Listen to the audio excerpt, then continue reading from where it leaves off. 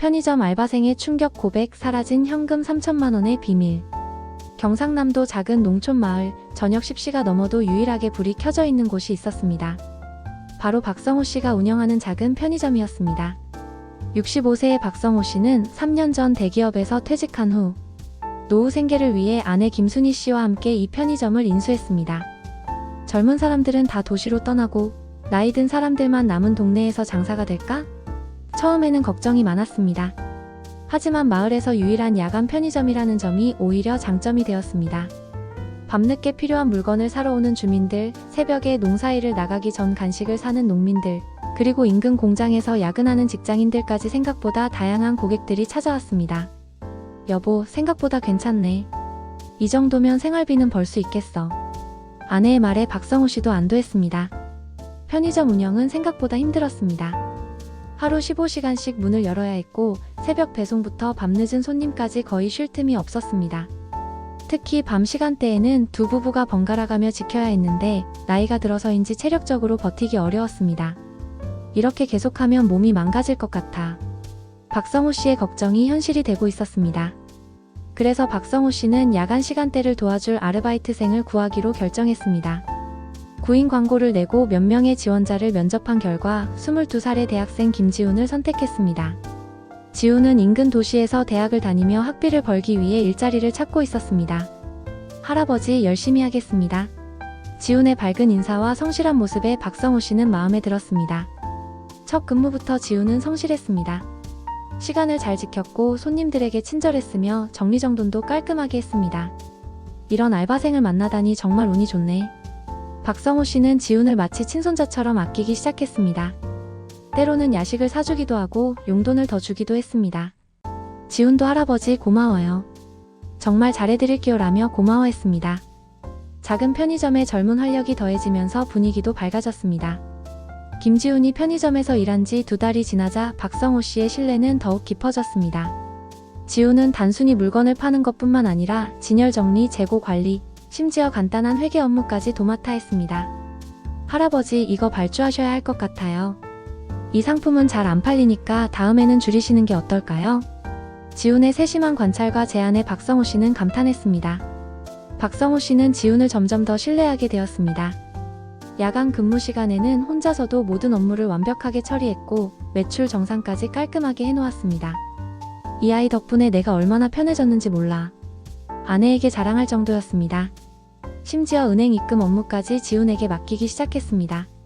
지훈의 개인적인 사정을 알게 되면서 박성호 씨의 애정은 더욱 깊어졌습니다.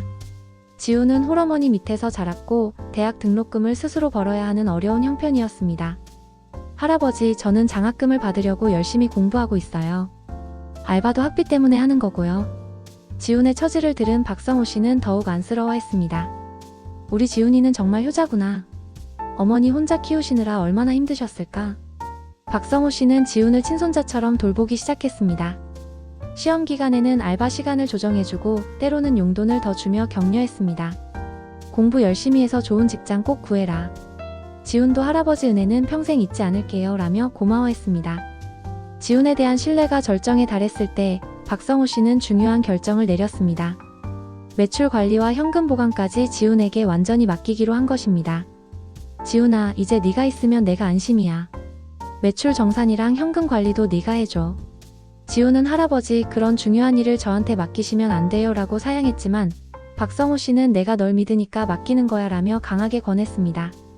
이때부터 지훈은 편의점의 모든 재정을 관리하게 되었습니다. 지훈이 매출 관리를 맡은 지 한 달이 지난 어느 날 박성호 씨는 이상한 점을 발견했습니다. 평소보다 손님이 많이 왔던 것 같은데 매출이 예상보다 적었던 것입니다. 어제 손님이 꽤 많이 왔던 것 같은데 매출이 이것밖에 안 되나?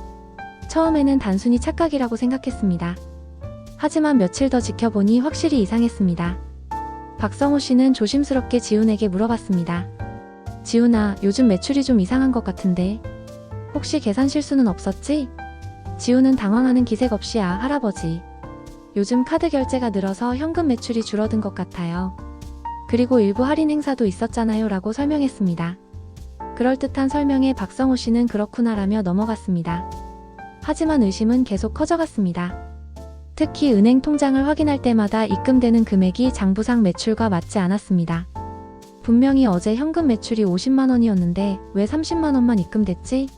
박성호 씨는 지훈에게 다시 물어봤지만 지훈은 카드 수수료나 각종 비용을 빼면 그런 차이가 날 수 있어요 라며 또 다른 이유를 댔습니다.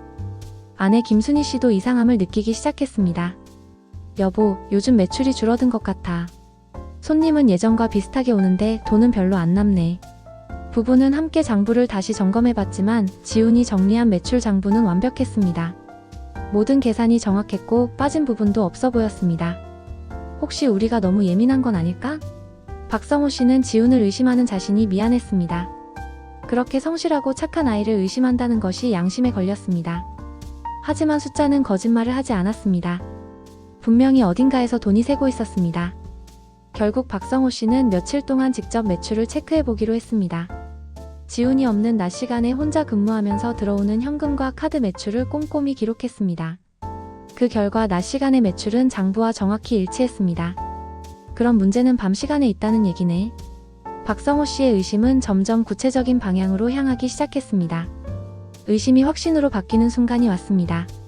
박성호 씨는 더 이상 참을 수 없어서 편의점에 설치된 CCTV를 직접 확인해 보기로 했습니다. 평소에는 방법용으로만 사용했던 CCTV였지만 이제는 진실을 밝혀줄 유일한 증거였습니다. 정말 지훈이가 그런 짓을 했을까? 내가 너무 의심이 많은 건 아닐까? 마음 한편으로는 지훈이 무고하기를 바랐습니다.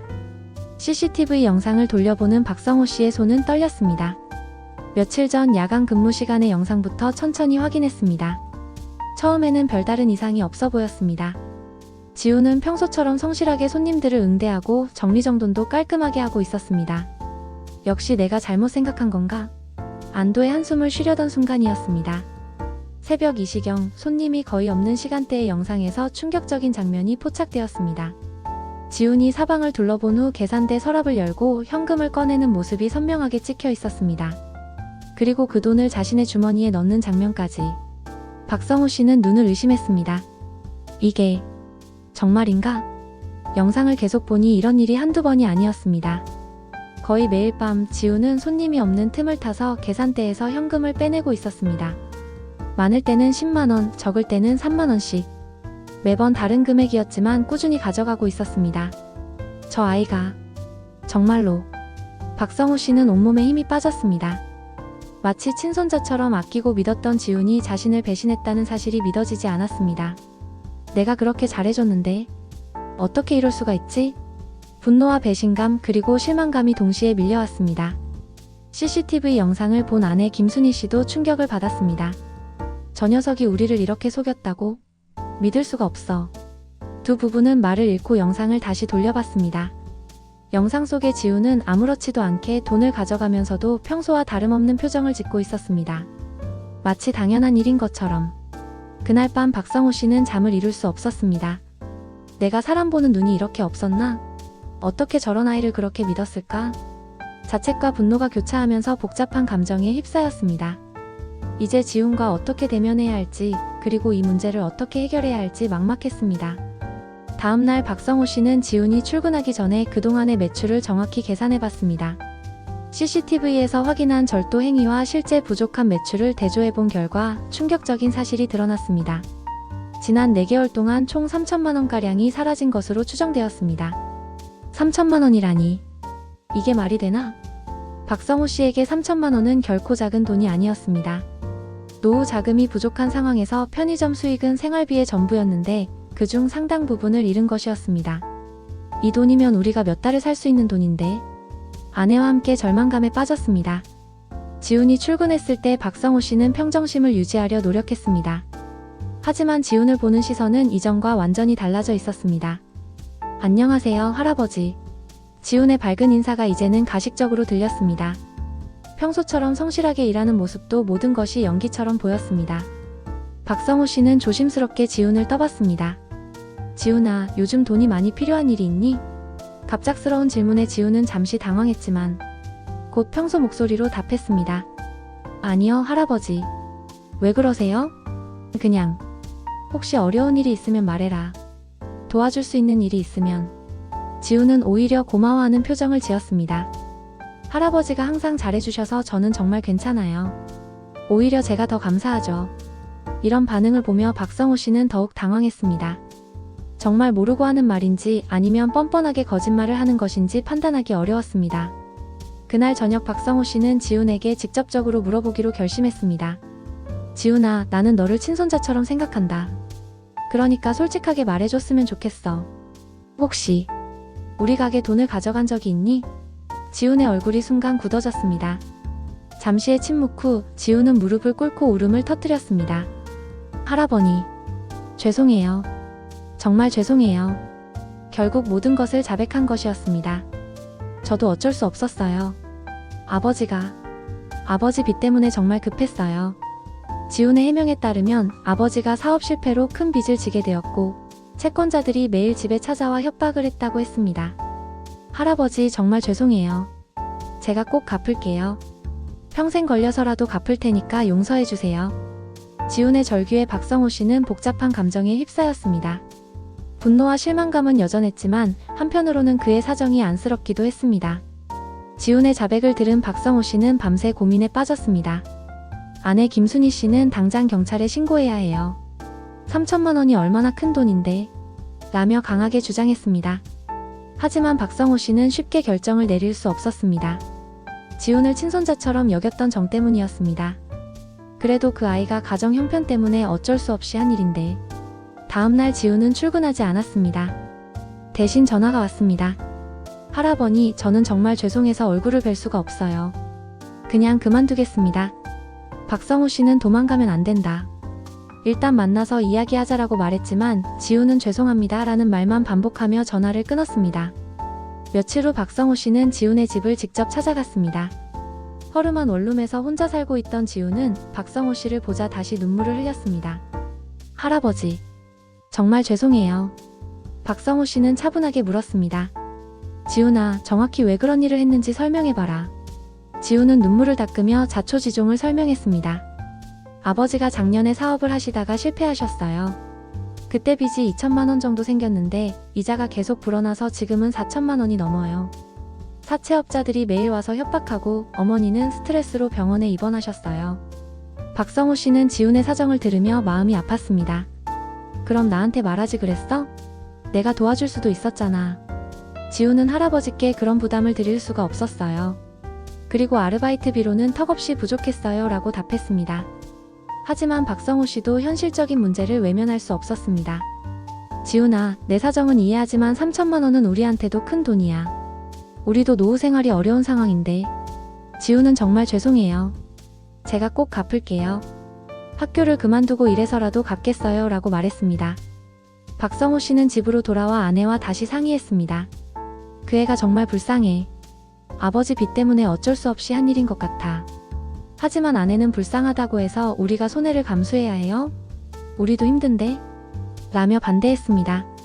이웃들에게 조언을 구해봤지만 의견이 갈렸습니다. 젊은 애가 실수했는데 한 번쯤은 용서해줘야지라는 의견과 법은 법이고 절도는 절도야라는 의견이 팽팽했습니다. 박성호 씨는 결정을 내리기가 더욱 어려워졌습니다. 인정으로는 용서하고 싶었지만 현실적으로는 그럴 수 없는 상황이었습니다. 박성호 씨가 고민하던 중 예상치 못한 일이 벌어졌습니다. 지훈의 아버지가 직접 편의점을 찾아온 것입니다. 50대 중반의 남성이 편의점 문을 열고 들어와 갑자기 무릎을 꿇었습니다. 사장님, 정말 죄송합니다. 제 아들이 저지른 일 때문에. 갑작스러운 상황에 박성호 씨는 당황했습니다. 일어나세요. 우선 앉아서 이야기해봅시다. 박성호 씨는 지훈의 아버지를 의자에 앉히고 자초지종을 들어봤습니다. 사장님, 저희가 워낙 어려운 형편이라 지훈이가 학비도 스스로 벌어야 하는 상황이에요.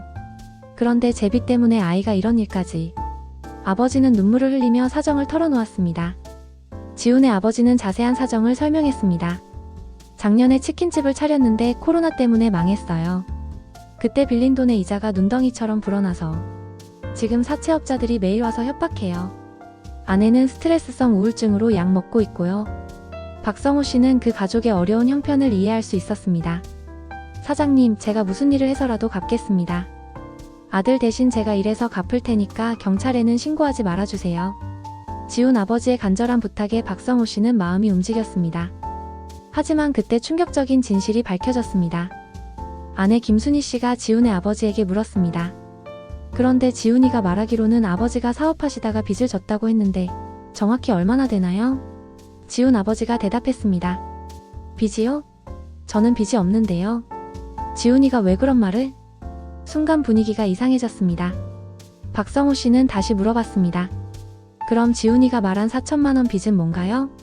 지훈 아버지는 당황하며 저는 그런 빚 없어요.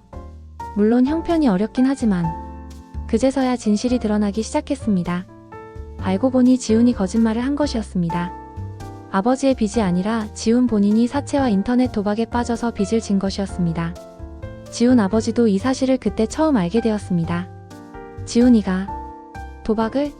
아버지도 충격을 받았습니다. 지훈이가 요즘 용돈을 자주 달라고 했는데 설마 그게? 지훈 아버지는 아들의 거짓말에 큰 충격을 받았습니다. 박성호 씨도 마찬가지였습니다.